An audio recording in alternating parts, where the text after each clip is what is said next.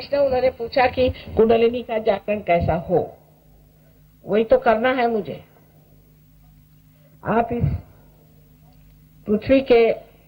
पृथ्वी में आप एक बीज छोड़ देते हैं, वो कैसा पनपता है, वो पृथ्वी में शक्ति है, वो अपने आप ही पनप जाता है। वैसी ही चीज है, जीवंत चीज को कैसे क्या क्या बताए। एक बीज से वृक्ष कैसे होता है, फिर उससे फूल कैसे आते हैं, और फिर वो फल कैसे हो जाता है, क्या आप बता सकते हैं? इसी प्रकार आपके अंदर सब बनी हुई चीज है, वो सिर्फ घटित होती है। अब गायत्री मंत्र जो है वो उन लोगों को कहना चाहिए, कल मैं इस पर बताऊंगी विशद रूप से, जो कि लेफ्ट साइडेड है, माने जो बिंधे हैं, जो डरते हैं हमेशा, जिनसे कुछ काम नहीं होता, जो हमेशा दूसरों से भयभीत रहते हैं, ऐसे लोगों को गायत्री मंत्र कहना चाहिए। पर जो पहले ही घोड़े पर सवार हैं, ऐसे लोगों को गायत्री मंत्र नहीं कहना चाहिए, क्योंकि ये राइट साइडेड मंत्र है। इससे आपकी और राइट साइड बढ़ जाएगी। अगर कोई आदमी राइट साइडेड है, माने हमेशा फ्यूचर की बात करता है, प्लान करता है, ये करता है, वो करता है, और ऊपर से गायत्री मंत्र भी गाए, तो हार्ट अटैक आ सकता है। क्योंकि गायत्री मंत्र वैसे भी रियलाइजेशन से पहले तो कोई मंत्र कहना ही नहीं चाहिए, पहली बात, और रियलाइजेशन के बाद भी आपको देखना चाहिए, तारतम्य उसका होना चाहिए कि कौन सी आपकी साइड है, आप लेफ्ट साइडेड है या राइट साइडेड है। लेकिन गायत्री मंत्र में जो बात कही गई है उसका कुंडलिनी से क्या संबंध है, वो मैं अभी बता दूं आपको। हालांकि ये लेफ्ट राइट साइड की सारी शक्ति है, क्योंकि ये मटीरियल यानी जो जड़ वस्तु है, और उससे भी आकाश तत्व आदि अनेक तत्वों से संबंधित है। अब हमारे शरीर में जो यहाँ पर आप देख सकते हैं कि जो कुंडलिनी है और जो पहला चक्र है जिसे कि हम मूलाधार कहते हैं, मूलाधार चक्र और दूसरा मूलाधार, पहले चक्र है और फिर मूलाधार। मूलाधार माने जिसमें मूल रखा हुआ है, वो है सेक्रम्बो। ये दोनों पृथ्वी तत्व से बना है, तो भू से शुरुआत हुई, फिर उसके बाद में भूर्व। स्वादिष्ठान चक्र जो है अंतरिक्ष में फिरता है, इसलिए भूर्व से बना। ये उसके इसेंसेस है, भूर्व स्वाहा। स्वाहा माने इसेंस है नाभि चक्र का, जहां पर के सब चीज जो है वो डाइजेस्ट हो जाती है, सब कंज्यूम हो जाती है। ये नाभि चक्र भूर्व स्वाहा। अब यहाँ पर जब आता है तो मन, स्वधा मन, यहाँ मन है। मन माने अभी आपको जैसे मैंने बताया कि ये मन का चक्र है, कि मनुष्य का मन जो है वो इससे प्रज्वलित होता है। अगर कोई मनुष्य मिंधा हो, उसकी हालत खराब हो, तो उसके अंदर ताकत आ जाती है, उसके अंदर प्रोत्साहन आ जाता है, मन। फिर ये जन, क्योंकि ये कलेक्टिव का जन, इससे हम जन को देते हैं, हाथ से हम देते हैं, हाथ मिलाते हैं, नमस्कार करते हैं। जो भी हमारा संपर्क शारीरिक होता है वो इस चक्र से होता है। हम बोलते हैं, भाषण करते हैं, किसी से वार्तालाप करते हैं, इस चक्र से होता है, इसलिए ये जन। हाँ, और फिर ये तप है। आज्ञा चक्र जो है ईसा मसीह का है, उसने तप किया था, वो तपस्विता हमारे अंदर है, वो तप है, ये तप है। और फिर सत्य आपको सहस्त्रार पे मिलता है।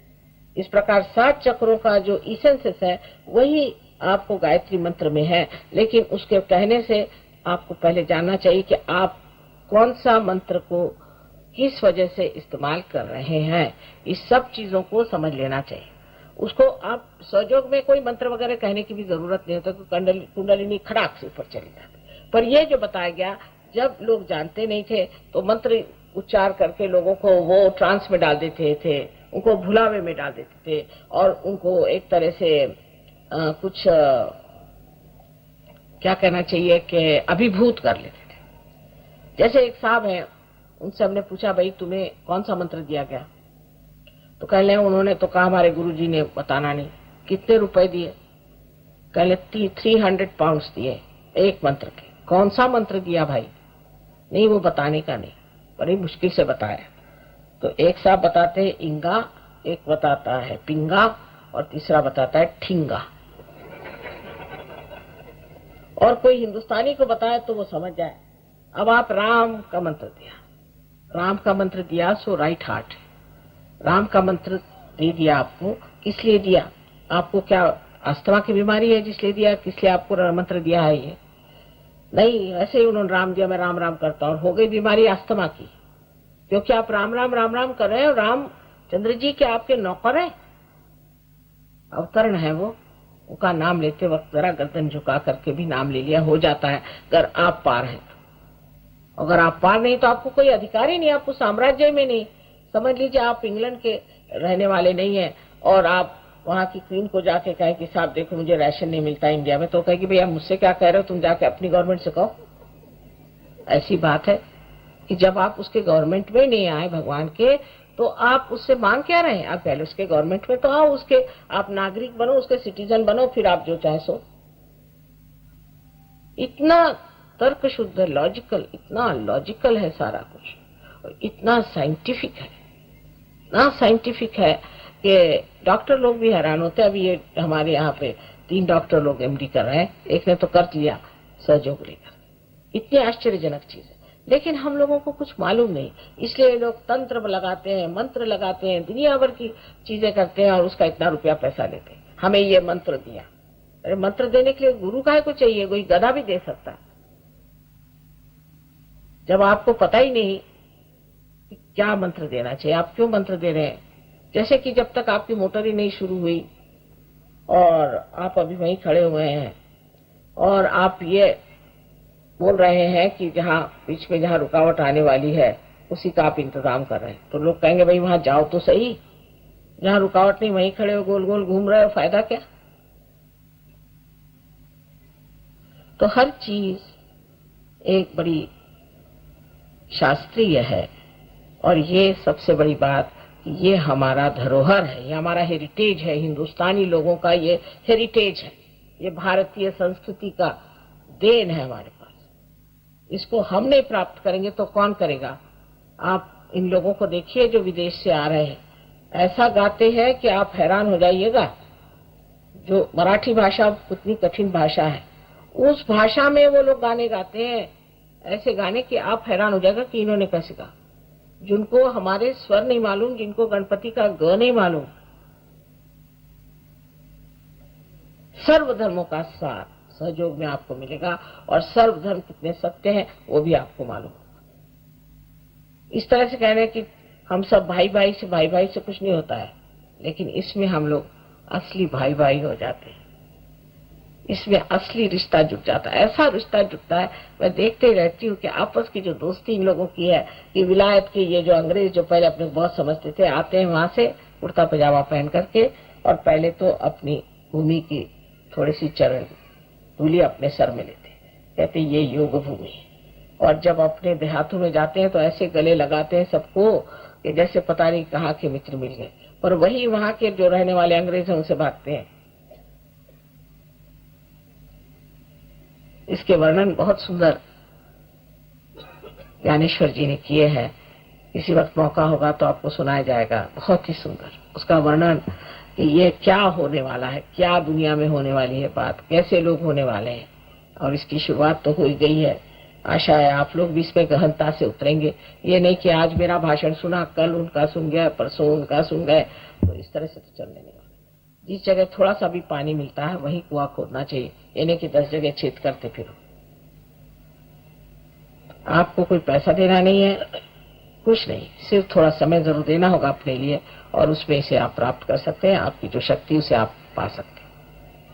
मंत्रों से रोग होने की बात मानी नहीं जा सकती, क्या हमारे सारे शास्त्र? नहीं, बिल्कुल नहीं, आपके शास्त्र बहुत सही है, लेकिन एक इस पे बड़ा सुंदर संस्कृत में श्लोक है कि अमंत्रम अक्षरम नास्ति, नास्ति मूलम अनौषधम, अयोग्य पुरुषो नास्ति, योजक तत्र दुर्लभा। कोई भी ऐसा अक्षर नहीं है जिसमें मंत्र नहीं, कोई भी ऐसा मूल नहीं है जिसमें औषधि नहीं, और कोई भी पुरुष अयोग्य नहीं है, लेकिन उसकी योजना करने वाला चाहिए। जो सो पागल खाने से निकल के आकर आपको मंत्र दे रहा है, कोई जेल खाने से छूट करके आके आपको मंत्र दे रहा है, उनको अधिकार नहीं, अनधिकार चेष्टा है, समझे ना? अनधिकार चेष्टा नहीं कर सकते।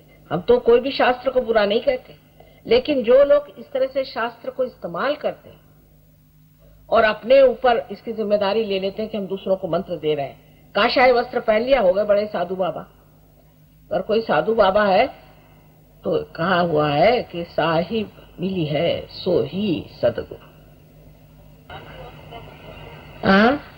हाँ बेटे, बड़ा नुकसान होता है भैया, मैं तुमसे बताती हूँ सच बात। मैं तो माँ हूँ ना, मैं झूठ नहीं बोलूंगी। गलत आदमी से मंत्र लेने से तो नुकसान हो जाता। ईसा को सूली, गांधी को गोली, सबका सुख चाहने वाले लोगों को क्यों परेशानी होती है? कोई मंत्र आप दे सकते? ये इन्होंने कहा ठीक बात कि ईसा को सूली हुई, गांधी को गोली हुई, उसीलिए ईसा भी अमर हो गए और गांधी जी भी अमर हो गए। उसका असर आपको देखना चाहिए। असल में न तो कोई ईसा को सूली दे सकता है, न गांधी को गोली मार सकता है, क्योंकि जो संत होते हैं उनको कोई भी दुख तकलीफ होती नहीं, लेकिन वो अपने बलिदान से सिद्ध करते हैं कि मनुष्य कितना मूर्ख, महामूर्ख। लेकिन अब ये समय आ गया है कि किसी भी संतों को हाथ लगाने की कोशिश न की जाए। ये समय आ गया, समय की तैयारियां होती हैं, और ये समय आ गया है कि खबरदार अगर किसी ने हाथ लगाया तो देख लेना। संत एक होते हैं इस तरह से? अनेक, आज तो अनेक संत हम तैयार करें, आपको भी संत बना देते हैं।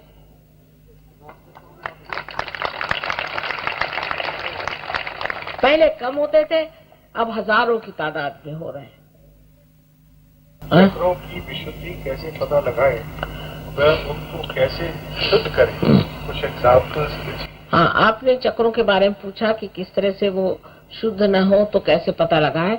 तो वो आप जब हमारे सेंटर पे जाएंगे तो आप जान लेंगे कि हमारी उंगलियों में 5, 6 और 7 ये चक्र हैं, और 5, 6 और 7 ये चक्र हैं। तो ये लेफ्ट साइड के जो है ये आपकी मानसिक स्थिति को दर्शाते हैं, और राइट साइड के जो है वो आपके बौद्धिक और आपके शारीरिक स्थिति को दर्शाते हैं।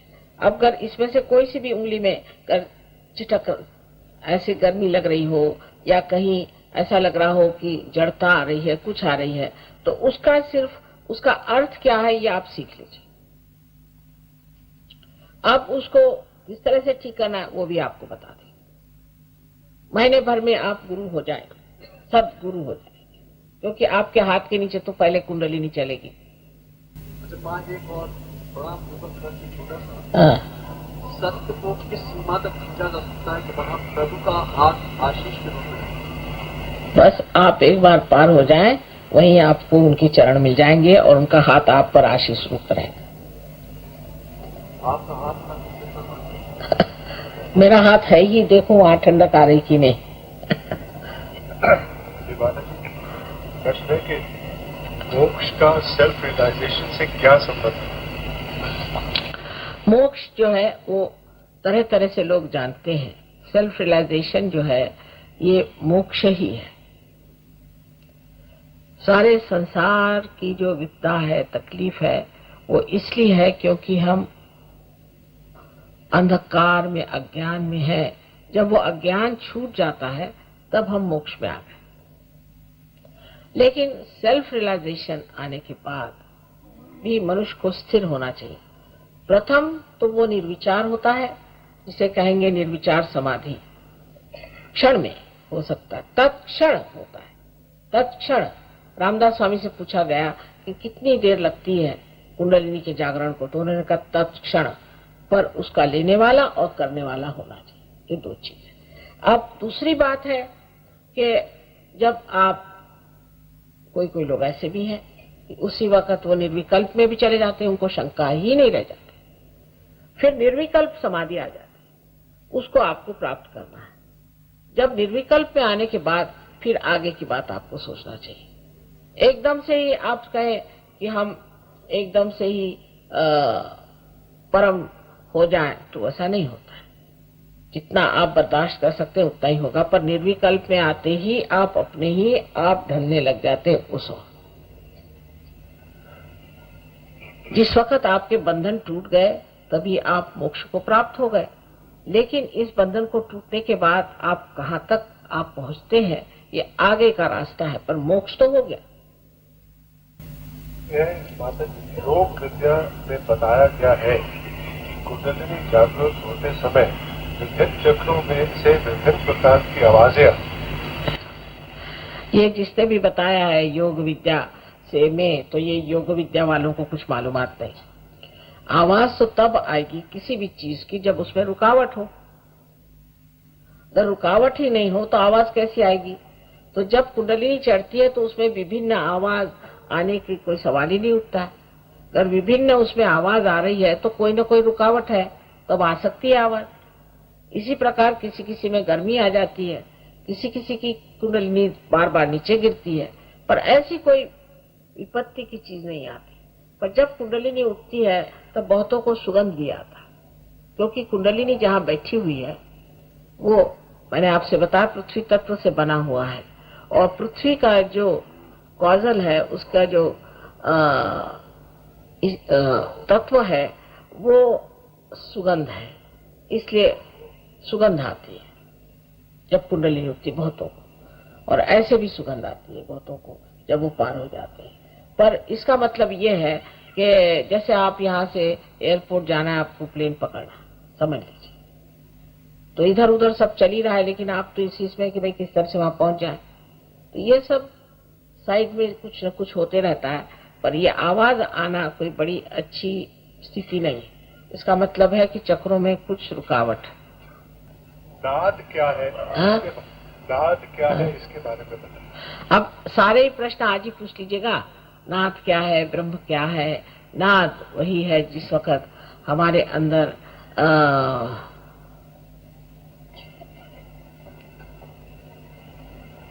चैतन्य बहता है, तब उसकी एक बड़ी सुंदर सी धारा बहती है, पर उसका आवाज आपको सुनाई नहीं देती, उसका भी एक नाद है। इसी तरह जब अति सूक्ष्म आप हो जाते हैं तो आपको सुनाई दे सकता है। उसके बाद में इसमें चैतन्य में आप जब आप पार हो जाते हैं तो आप देखते हैं आकाश में से छोटे छोटे ऐसे कौमा के जैसे ऐसे चमकते हुए चैतन्य के ऐसे छोटी छोटी धाराएं दिखाई देती, तो ये इसमें भी प्रकाश होता है। अब आपको आश्चर्य होगा कि बहुत से हमारे पास ऐसे फोटोग्राफ्स हैं, वो अभी आपको हम बाद में दिखाएंगे, जिसमें आपको आश्चर्य होगा कि ये प्रकाश के जो कण है उसको पकड़ा गया। ऐसे आजकल हो रहा है। बहुत से फोटोग्राफ इतने चमत्कार पूर्ण है, पर वो अभी नहीं मैं बताऊंगी, क्योंकि सब सत्य मनुष्य नहीं झेल सकता, धीरे धीरे झेल सकता है। उन्होंने सवाल पूछा कि ओम नमः शिवाय बोलते हैं, ये ठीक नहीं, आपको अधिकार नहीं है अभी इस चीज का, और उससे आपको तकलीफ ही हो जाएगी। असल में क्या बताएं, इतना अंधकार है, और इस इग्नोरेंस का भी फायदा कितने लोग उठाते हैं। कुछ भी बताते रहते हैं, कहते रहते हैं, छाप देते हैं, लोग वही करने लग जाते हैं, क्योंकि सब लोग खोज रहे हैं, सब साधक है। दुख की तो बात यह है कि सारे बड़े शुद्धपन से, भोलेपन से परमात्मा को खोज ही रहे, उसमें न जाने किस किस जाल में फंस जाते हैं, कितनी परेशानी में फंस जाते हैं। लेकिन कोई भी बात, कोई भी ऐसी आफत हुई हो तो उसको भूल जाइए पूर्णतः, कृपया उसे पूर्णतः भूल जाइए, और ये ना सोचे कि मैंने ये गलती की, वो गलती की। पहली तो शर्त ये है कि मैंने कोई गलती की ही नहीं, मैं बिल्कुल दोषी नहीं हूँ, ये धारणा अंदर बनाए, तभी ये होगा, नहीं तो होने लगा। इसके अलावा भी हर जगह सेंटर्स हैं, काफी सेंटर्स हैं, और लोग का बहुत होशियार है, बहुत जानकार है, नम्र है, प्रेमी है, मेहनत करते हैं, और आप लोग वहां जाएं और उनसे अगर पूछें तो आपकी पूरी मदद कर देंगे। कोई आपको पहले ही बताया कि रुपया पैसा किसी चीज की जरूरत नहीं है, सिर्फ आप जा करके उनसे पूछें आपको क्या शिकायत, वो ठीक होगी। और जैसे मैंने कहा कि आपको एक निश्चय कर लेना चाहिए कि हम माँ ठीक होने के बाद हम सहयोग को पूरी तरह से करेंगे, और सहयोग का जो प्रकाश है हम दूसरों को देंगे, क्योंकि अगर आप ऐसा नहीं करने वाले हैं तो ये तो बेकार हो जाती चीज। हजारों लोगों को ठीक करते हैं और जो जहां से तहां बैठा रह जाता है। तो इस तरह से नहीं, हम माँ सहयोग में उतरेंगे और लोगों की मदद करेंगे, ऐसा विचार करना चाहिए। क्योंकि कोई सा भी, आप ईसा मसीह ने कहा है कि जोत को जला करके दीप कोई पलंग के नीचे नहीं रखता है। ऐसी बात है कि हमें जो चीज प्राप्त हुई वो दूसरों को दिए बगैर चैन नहीं आने वाला और उससे फायदा भी नहीं होने वाला। आज आपकी एक बीमारी ठीक हो जाएगी, फिर कल दूसरी हो जाएगी, तो मैं यही एक काम करती रहूंगी कि आपकी बीमारियां ठीक करती रहूं। इससे बेहतर है कि आप अपनी बीमारी एक ठीक करने के बाद हमेशा के लिए ठीक हो जाइए और दूसरों को भी ठीक करिए। एक ज्योत से दूसरी ज्योत बढ़ेगी और सारे संसार की भलाई हमें करने का है, सारे संसार का कल्याण होना चाहिए और उसके लिए कितनी अभिनव चीज, कितनी सुंदर चीज हमारे पास है, जो चैतन्य है, उसे हमें देना चाहिए।